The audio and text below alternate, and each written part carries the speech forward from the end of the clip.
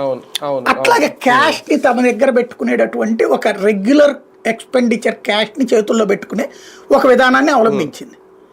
ఇక్కడెక్కడ డబ్బులు తినడానికి ఉండదు నాకు తెలిసిన నాకున్న అవగాహన మేరకు అయితే.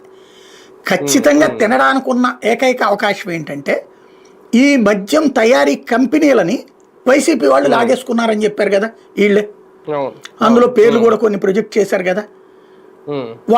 వాళ్ళ సరుకుల్ని అమ్మనీయకుండా వాళ్ళది ఆర్డర్లు పెట్టకుండా వీళ్ళు తీసేసుకున్నారని, అలాగా ఒప్పుకోనటువంటి వాళ్ళ సరుకుని అమ్మనీయకుండా ఇబ్బంది పెట్టారు. దానికి సాక్ష్యం మాగంట శ్రీనివాసులు రెడ్డి, వైఎస్ఆర్ కాంగ్రెస్ పార్టీ నాయకుడు అయినా సరే అతను బ్రాండెడ్ కంపెనీలు కాబట్టి అతను ఇంత డబ్బులు ఇవ్వలేననేటప్పటికి వీళ్ళకి ఇవ్వకపోయేటప్పటికి కంపెనీ లేదా ఇంత కమిషన్ ఇవ్వననేటప్పటికి అతన్ని పక్కన పెట్టారనే కదా వీళ్ళు రైట్ చేసింది.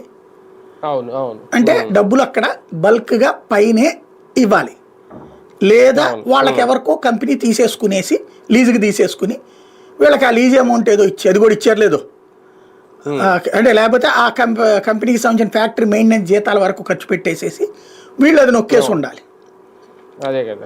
అక్కడ వీళ్ళు ప్రభుత్వానికి సప్లై చేసి ప్రభుత్వంలో వాళ్ళకి డబ్బులు ఇచ్చి ఉండాలి.